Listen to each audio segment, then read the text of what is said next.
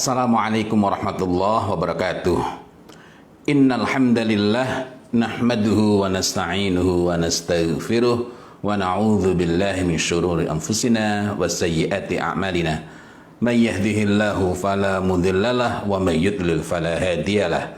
Asyhadu an la ilaha illallah wahdahu la syarikalah wa asyhadu anna Muhammadan abduhu wa rasuluh la nabiyya wa la rasula ba'dah. Allahumma salli ala Muhammad wa ala alihi wa sahbihi ajma'in. Rabbi israh li sadri wa yassir li amri wa hlul 'uqdatam min lisani yafqahu qawli ma ba'd. Alhamdulillah pagi ini kita bisa ketemu kembali dalam bincang rutin saya tiap pagi jam 6.30 selama bulan Ramadan.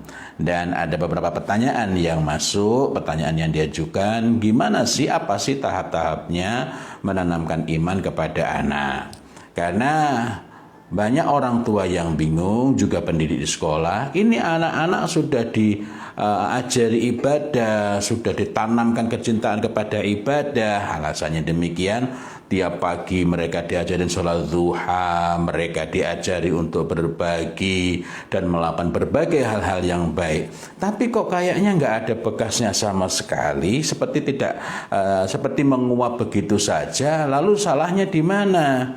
Nah, wallahu a'lam bishawab. Kerap kali orang tua maupun pendidik salah faham, mengira sedang membiasakan ibadah, padahal hanya mengajari mereka praktikum ibadah. Praktikumnya tiap hari, mengira sedang menanamkan iman, padahal hanya melatih mereka melakukan praktek-praktek kegiatan ibadah, bukan menumbuhkan peribadahan. Nah, agar kita ini tidak salah langkah, maka kita perlu mengingat, kita perlu memahami mengenai usus tarbawiyah, yakni prinsip-prinsip dalam memberikan pendidikan, khususnya pendidikan iman. Nah, ada dua unsur dalam usus tarbawiyah itu, ada dua hal pokok dalam prinsip-prinsip dasar pendidikan iman itu. Yang pertama disebut sebagai asas ma'rifi. Asas ma'rifi itu berarti asas berkenaan dengan aspek ma'rifah, aspek berkenaan dengan ilmu. Tetapi ma'rifah ini memiliki pengertian yang lebih khusus. Ma'rifah itu erat kaitannya dengan pengenalan, dan ma'rifah ini lebih khusus lagi ialah pengetahuan yang menggerakkan. Nah, asas ma'rifi terdiri dari dua hal. Yang pertama adalah ilmu. Nah, jadi anak-anak itu perlu dibekali dengan ilmu yang nanti insya Allah kita akan bahas. Kemudian yang kedua adalah iman. Iman masuk di asas ma'rifi. Cukup tidak, karena kalau hanya berhenti pada asas ma'rifi, maka mereka tidak dapat menjadi pribadi yang mampu mewujudkan apa yang diyakininya, yang diimaninya itu dalam kehidupan sehari-hari. Kemudian yang kedua adalah asas amali, prinsip-prinsip atau asas dasar-dasar berkenaan dengan amal, dengan perbuatan mereka, yang itu terdiri dari tiga unsurnya. Yang pertama adalah ubudiyah, yang kedua adalah tatbiq, dan yang kemudian yang ketiga adalah akhlak. Secara ringkas kita akan bahas satu persatu. Asas yang pertama adalah asas ma'rifi. Di situ yang pertama adalah ilmu, dan ilmu itu merupakan kunci yang membukakan pintu-pintu besar dalam kaitannya dengan dua hal, yakni al-fahmu, pemahaman, wa bina'ud dawafi' as-sulukiyah, pemahaman dan membangun, menumbuhkan, membentuk motivasi perilaku, motivasi untuk berbuat, motivasi untuk bertindak pada diri anak. Jadi dalam hal ini motivasi itu landasannya ilmu, landasannya pemahaman, bukan hanya mengadu-adu aspek emosi atau syu'uriyah.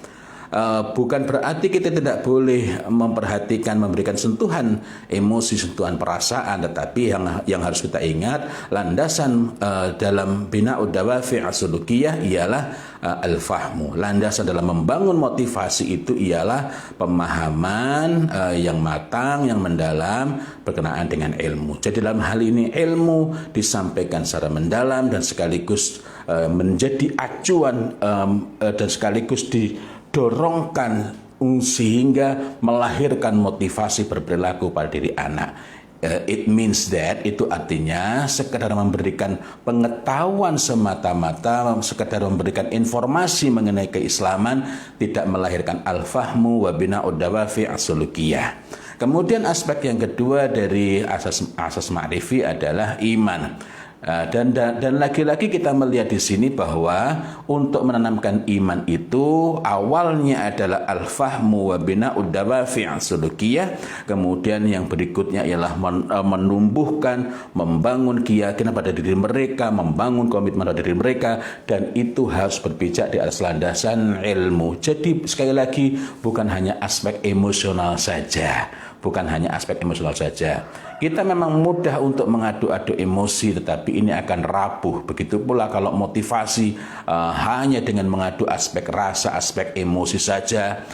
Semisal dalam beberapa kegiatan motivasi, coba kalian pingin nggak, kalian pingin nggak, kalian pingin nggak. Nah, tetapi ini menjadi motivasi yang rapuh dan tidak tahan terhadap tantangan, terhadap guncangan. Nah, setelah asas ma'rifi ini terpenuhi, dan ini berkesinambungan ya, artinya bukan sesuatu yang diskret habis asas ma'rifi dan asas amali, tetapi asas ma'rifi ini disampaikan, diberikan, dipenuhi, kemudian sambil terus menguatkan landasan dari aspek asas ma'rifi ini, maka berikutnya yang diperlukan dalam menanamkan iman kepada anak ialah menegakkan asas amali, yang itu terdiri dari 3 hal, yakni yang pertama adalah ubudiyah. Ubudiyah itu orang tua maupun pendidik di awal yang perlu menjadi perhatian penting ialah menumbuhkan, mengokohkan, dan itu berpijak di atas landasan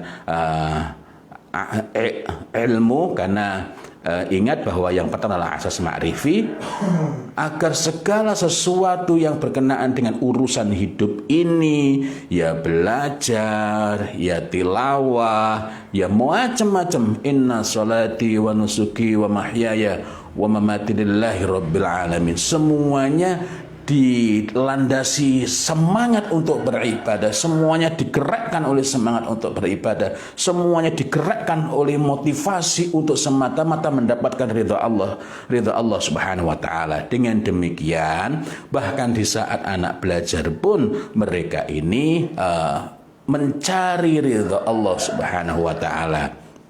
Kalau ini tertanamkan, maka anak-anak itu akan mudah untuk melaksanakan perintah Rasulullah Muhammad sallallahu alaihi wasallam, yakni perintah berkenaan dengan al-mu'minul qawi khairu wa ahabbu ilallah minal mu'minid dha'if wa fi kulli khair. Setelah itu Rasulullah Muhammad SAW memerintahkan ihris, bersungguh-sungguhlah, totally seriuslah, ala ma yanfa'uk, terhadap segala hal yang bermanfaat bagimu.